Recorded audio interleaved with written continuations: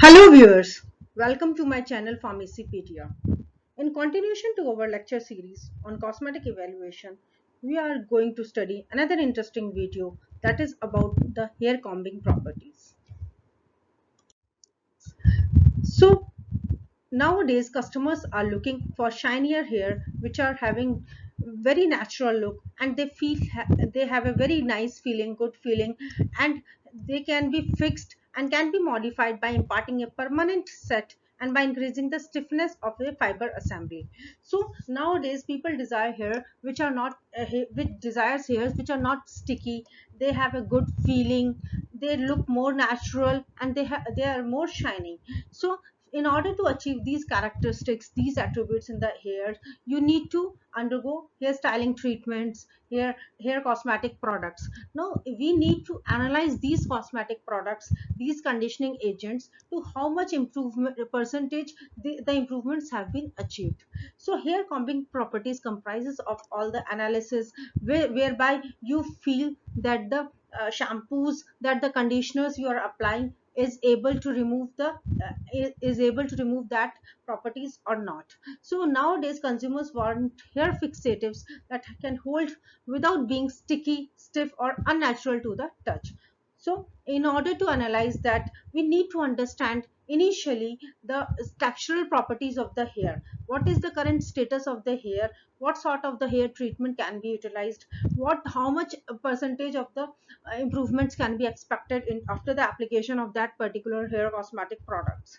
So let us first try to understand the textural properties desired in the hair, the attributes or the parameters which needs to be analyzed. Let us try to evaluate what are the properties and to be determined by what sort of the equipments, what sort of the analysis.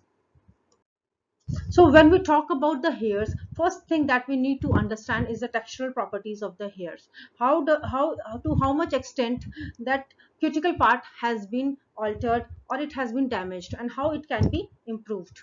Now basic hairstyle settings actually incorporates a lot of excipients, lot of cosmetic products which actually alters the cuticle part of the hairs. The weathering of the cuticle part of the hair takes place, alteration of the cuticle takes place, which needs to be what do you say, which needs to be improved by the applications of various hair care products which claim to have those properties. So when we talk in terms of the combining properties, hair combing properties, wet combability is the parameter which is desired to be assessed. So wet combability is measured under controlled condition with an objective using a hair combing ring. So what happens when we talk about the evaluation of cosmetic products, like for other products we go for the in vitro analysis. Similar in this case also, we have actually designed an equipment. There are a number of equipments which are available whereby the external hairs, the hair locks, artificial hairs are being tested upon with different conditioners, and we need to assess, we need to see what sort of the improvements have been taken by those conditioners. Then we can simply say, or we can analyze in by in vitro analysis, that the desired treatment will be workable. So what happens in this hair combing ring? Again, hair strands, hair locks, in which a texture analyzer analysis has to be done. On that, a combing force is being required to pull the wet hair stretch through a comb. So there is a strand of hair where you are now, want mechanically that to be combed, and you want to measure to how much resistance those has been provided to that comb.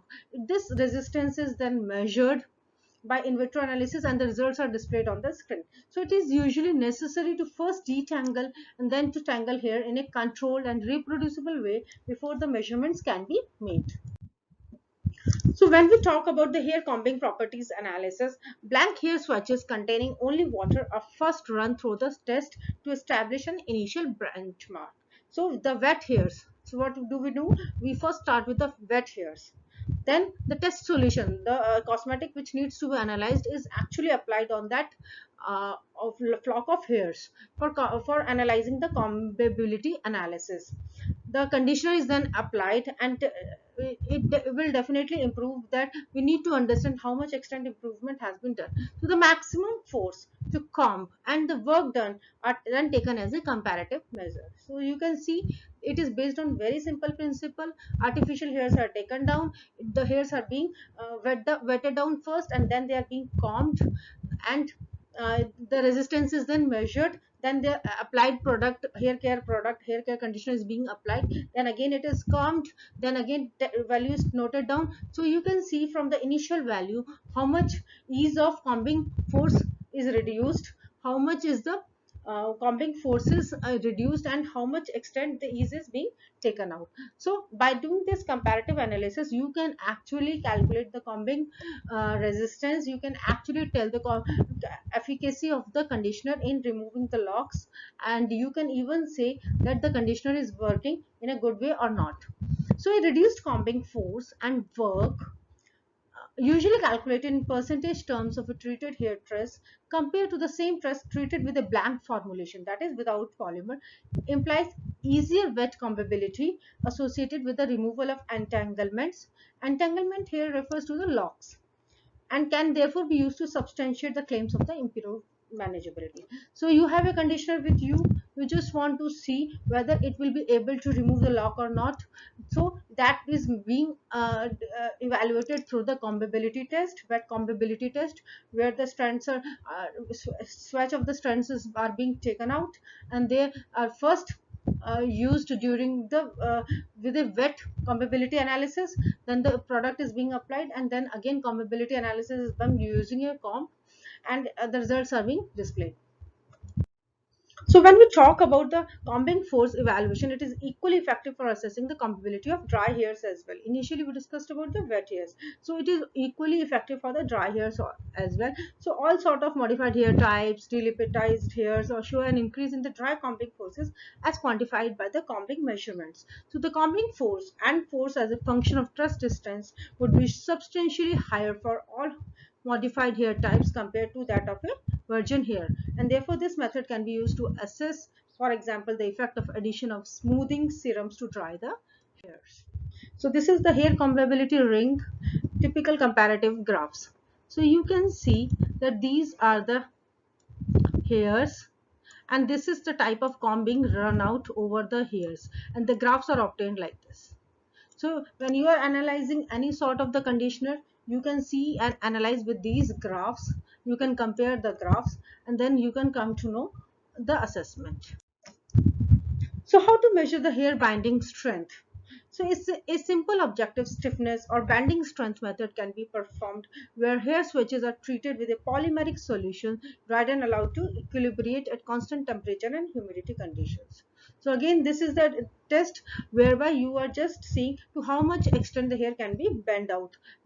It actually calculates out the tensile grips. So this test can yield information about the strength or stability of the examined hairs and the resulting volume. So this is again a very important property here. Tensile strength is again a very important property and one of the very important factors that have a considerable influence on the hair volume. So more stronger are the hairs, the heavier would be the volume. So it is used to determine the measurement of shampoo or conditioner consistency. When formulating products such as shampoos, conditioners, the material to be used will depend largely upon the required and product consistency. What is the ultimate requirement by the consumer? How much extent it would be successful. So a thin shampoo for easy pouring will require the addition of different gradients or quantities than that required for a thick conditioner product. So a product developer may wish to create a product that squeezes out of a tube and breaks sharply after the squeezing. These consistencies can be assessed by either a forward extrusion test or a backward extrusion test, which will give an indication of the product physical features and viscosity. So combing resistance analysis is again a very important parameter which can be defined and which can be displayed by the use of equipments like modified dynamometer or texturometer. So this again consists of a hanging hair swatch whereby the combing is being applied and the resistance observed by the comb in running over the hairs is being noted down. So the force which is acting against the resistance is known as the combing resistance, and it can be analyzed after the application of the hair care product. Suppose you initially call for a reading, then you apply the product, then you again do the same test. That would differentiate whether the conditioner was able to actually improve the or decrease the combing resistance or not. So and other hair dressing styles like hair straightening actually alters the resistance to the combing of human hairs, where conditioners does not actually improve the test results. Thank you so much for watching my video. I hope I am clear with the hair tensile strength and the ways of measurement of hair tensile strength. Please do subscribe to your channel Pharmacypedia. Please provide your comments in the comment box. Thank you so much.